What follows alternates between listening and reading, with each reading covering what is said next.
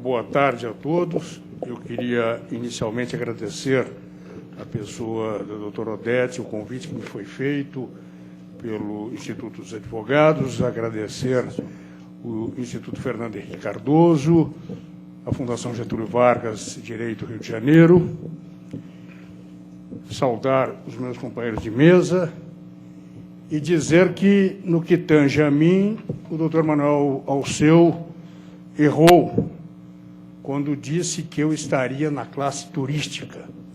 Eu estou no fim da classe turística, eu já estou quase na rabeira do avião, porque vai falar um rábula da advocacia, um advogado de porta de cadeia, e que muito se orgulha dessa condição. E só isto.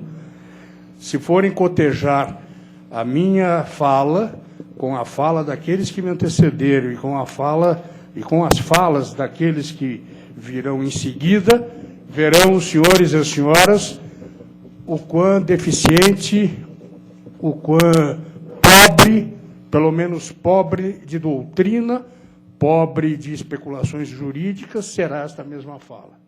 Mas eu tenho certeza que poderei, de alguma maneira, contribuir com este amplo debate sobre judiciário, sobre democracia, sobre a relação dos poderes, trazendo exatamente algumas experiências da advocacia e, mais do que isso, destas experiências, algum receio, algum medo, para não dizer um medo grande, de uma ruptura institucional, se continuarem da maneira que estão as coisas em termos de persecução crimes no Brasil. Em primeiro lugar, eu queria dizer que, obviamente, nenhum cidadão brasileiro de bem é contra o combate à corrupção. É preciso que se saiba que o combate à corrupção não é um privilégio de poucos, que se arvoram em donos da verdade, que se arvoram em paladinos da justiça, que se arvoram em detentores de todas as virtudes da humanidade. Não se entenda que a sociedade está dividida entre aqueles que querem a luta contra o crime, seja ele o crime de violência, seja ele o crime do colarinho branco, e aqueles que são compassíveis com esses delitos, com essas lesões à sociedade, à paz e à harmonia social.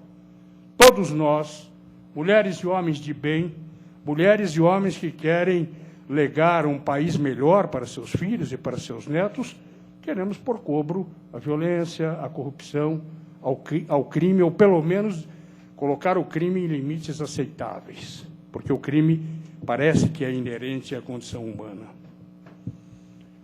Neste sentido, o combate à criminalidade de uns tempos para cá, eu diria precisamente de uns 4, 5 anos a esta data, passou a chamar a atenção da sociedade como um todo, das cabeças pensantes, como se antes desta época não se combatesse o crime. Como se nos governos anteriores, como se, sob a égide de orientações doutrinárias anteriores, postas pelo Judiciário e pelo Legislativo, não se combatia crime neste país. Talvez não se combatesse o crime da forma como se combate nos dias de hoje, bem disse o ilustre advogado Manuel Alceu Afonso Ferreira, talvez não se combatesse crime violando tanto direitos individuais como nos dias de hoje. Então, na verdade, nós temos uma primeira conclusão, que o fenômeno do combate ao crime com violação de direitos é recente e a tensão surgida no seio da sociedade em relação à luta, ao embate desses dois interesses, interesse de um lado de preservação dos direitos individuais, o interesse de outro de combater o crime, é uma realidade também recente. Quando é que iniciaram-se as preocupações com esta questão da persecução crimes? Na verdade, quando houve a primeira operação da Polícia Federal. Quando houve a primeira operação da Polícia Federal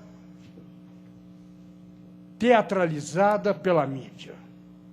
A partir daí, parece que todas as operações da Polícia Federal, especialmente da Polícia Federal, algumas das polícias estaduais, mas especialmente da Polícia Federal, todas essas operações passaram a contar com características que violam e agridem alguns direitos constitucionais, alguns princípios processuais e constitucionais. Essas operações passaram a deixar de lado, a pôr no ouvido, a pôr à margem o princípio, e o principal deles, o que mais me toca, é o princípio do devido processo legal. Também o princípio da ampla defesa, também o princípio do contraditório, da presunção de inocência e tantos outros. E por que este fenômeno ocorreu? Nós passamos a, em primeiro lugar, apresentar, ou melhor, nós passamos a ter a televisão nos apresentando as buscas e as prisões absolutamente fantásticas, as buscas e as prisões realizadas por policiais caracterizados como se para o combate fossem, um aparato bélico absolutamente desnecessário para se prender alguém dentro de casa, às 6 horas da manhã, na presença de seus filhos, na presença de vizinhos. Aparato bélico que eu não vejo ser utilizado em combates efetivos com a criminalidade, com as quadrilhas de tóxico. Aparato bélico que eu não vejo, por parte da Polícia Federal, utilizado nas fronteiras, em defesa das fronteiras, contra o contrabando, contra o tráfico, mas vejo, sim, este aparato ingressando nas casas para se cumprir mandados de busca ou de prisão, repito, no alvorecer do dia, na presença de parentes, com as pessoas a serem presas incapazes, impossibilitadas, mesmo que quisessem, de trazer qualquer risco à própria operação ou à incolumidade física dos policiais.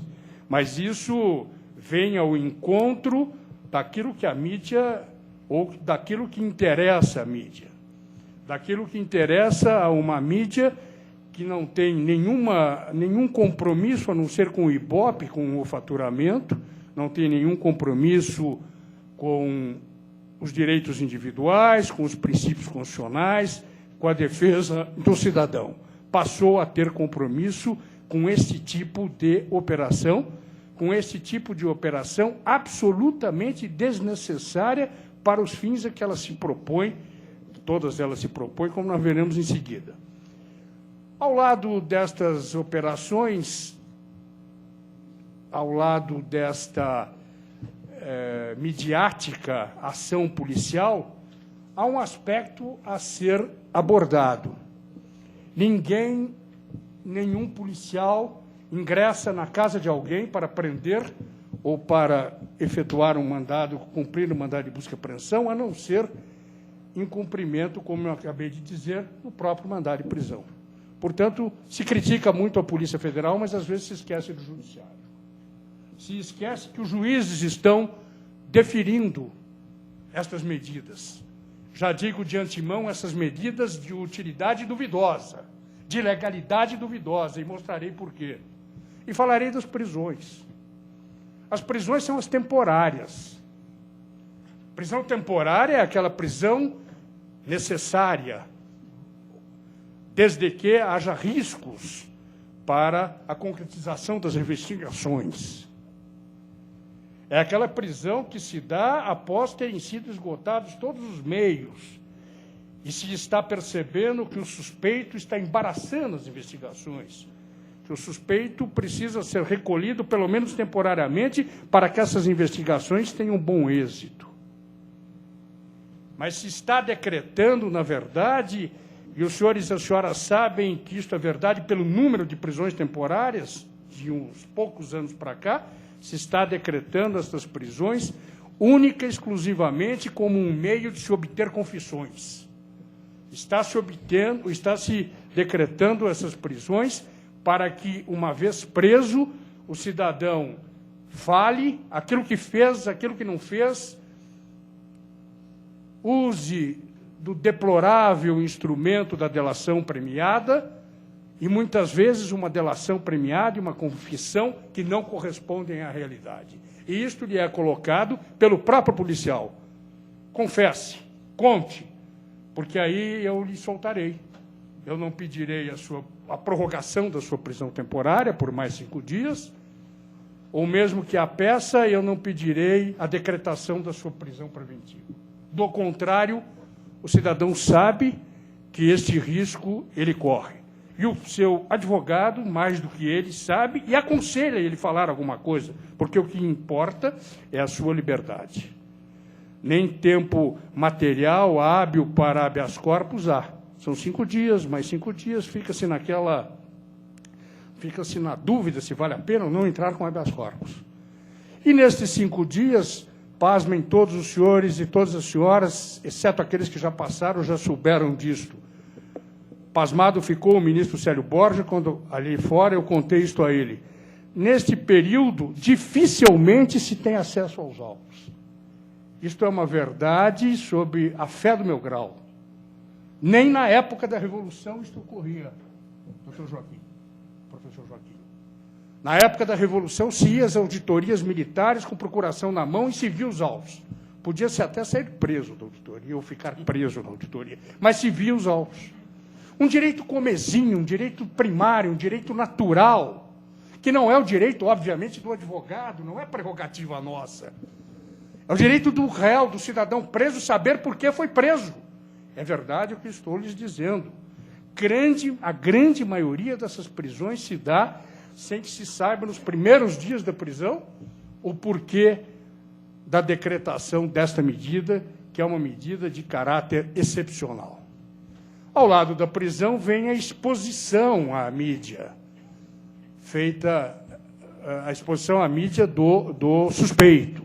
Ele é exposto pela mídia, ele é execrado, posto à execração pública, numa verdadeira pena, uma pena perpétua, porque a sua imagem conspurcada, maculada, ele jamais a recuperará, de uma forma absolutamente desabrida, sem nenhum limite. Quando se fala em colocar algum limite para a imprensa em relação a estas questões, a imprensa fala da lei da mordaça, mais uma lei da mordaça.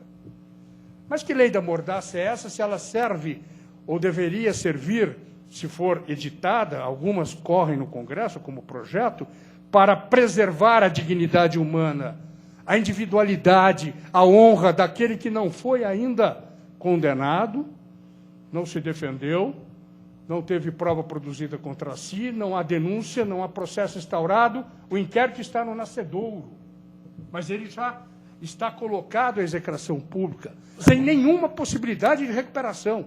E, por favor, quando se pensar nisso, não se pense nestes emblemáticos suspeitos que andam por aí, estes homens em relação aos quais a sociedade acha que efetivamente são culpados.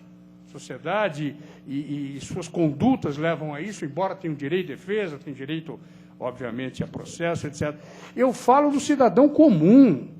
Eu falo daquele cidadão que trabalha na empresa, que foi preso e que, para o Ministério Público poder denunciar, oferecer uma denúncia também contra o crime de quadrilha e bando, passou a ser suspeito, porque quadrilha e bando exige um número mínimo de 4.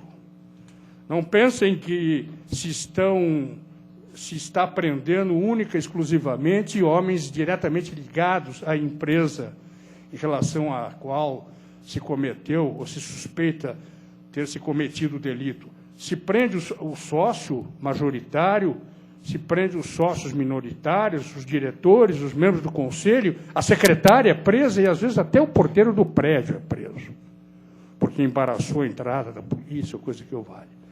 Está se prendendo indiscriminadamente, mercê, repito, desta abertura do judiciário, desta falta de cuidado do judiciário, desta falta de atenção para o embate, para a tensão que tem que ser respeitada pelo judiciário entre direitos individuais e combate à criminalidade. E preocupa muito também o fato de que estas operações e esta conduta da mídia, na verdade, tanto a conduta da mídia quanto as operações estão criando um direito penal simbólico. O direito penal simbólico que incute, que passa ideias falsas à sociedade. Por exemplo, passa a ideia, em primeiro lugar, da grande eficácia da polícia. É a primeira ideia que passa. Mas a pior e a segunda ideia é de que aquele homem, repito, que ainda não foi ouvido, que não sabe por que está sendo preso, aquele homem é culpado. Ele foi algemado. Ele foi preso de madrugada. Ele deve ter uma carga de periculosidade muito grande. A sociedade entende assim. E não há de se explicar para a sociedade que não se seguiu o devido processo legal. Que não há nem denúncia, que o Ministério Público sequer recebeu os autos. Deve ter apenas opinado no pedido de prisão feito pelo delegado e assinado pelo magistrado, e dado pelo magistrado, otorgado esse mandado pelo magistrado. A sociedade está sendo iludida por esse direito penal simbólico.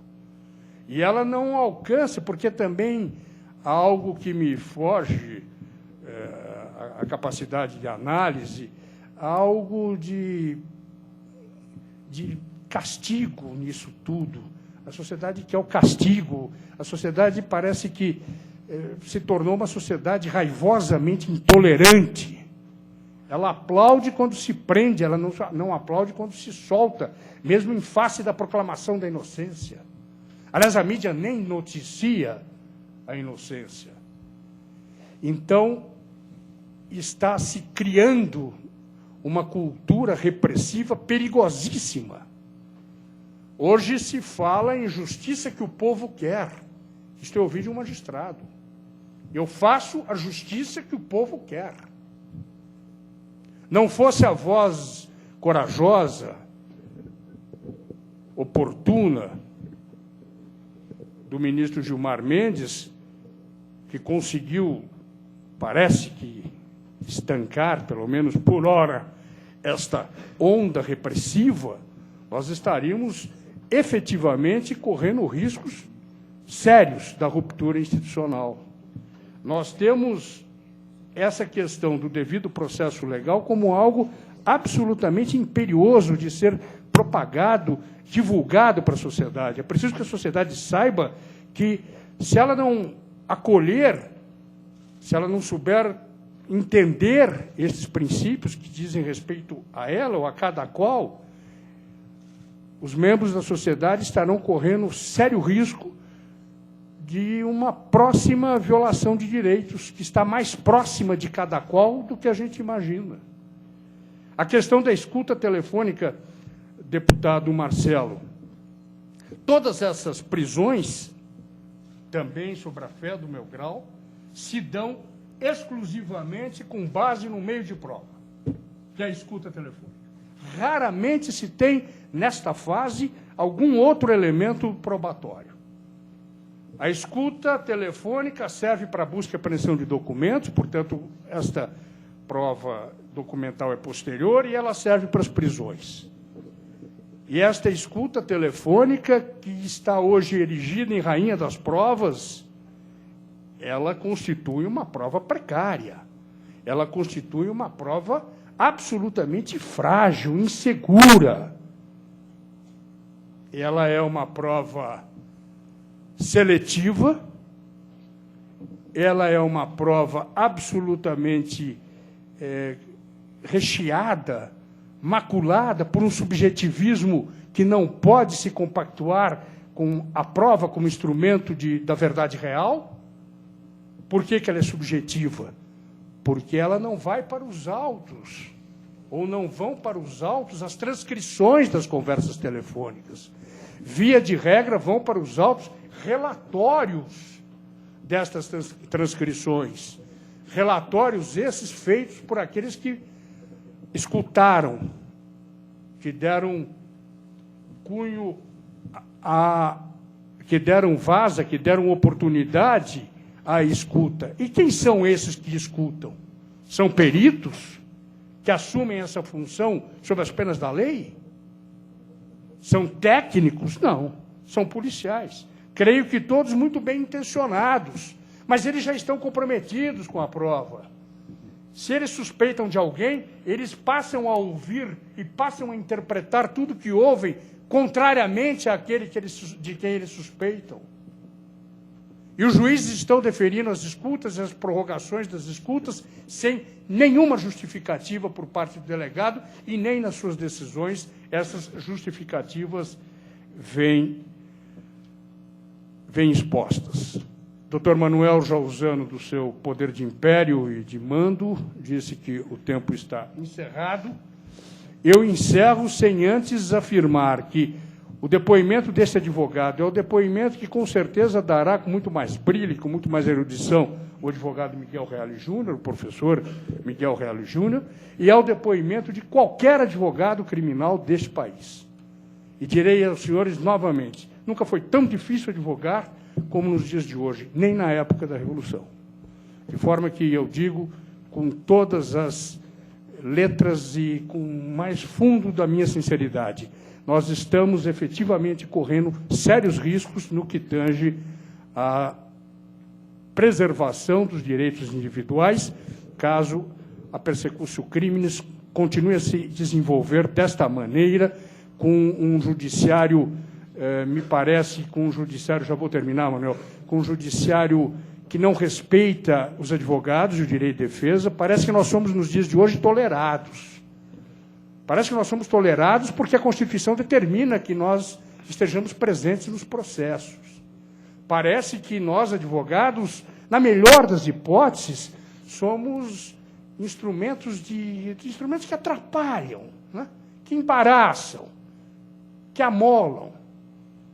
Nós, via de regra, somos confundidos, nós, advogados criminais, com o próprio acusado, somos coautores, somos cúmplices. Afinal de contas, temos a coragem de defender aquele que a Polícia Federal, o Ministério Público e o juiz, as três instituições já afirmaram que é culpado. Então, a situação é difícil, é realmente difícil, não há aqui nenhum apelo demagógico, não haveria o porquê disso, a não ser um apelo a todos os senhores e as senhoras para que possamos, unidos, tentar estancar esta voragem acusatória que poderá pôr em risco as instituições do país. Muito obrigado.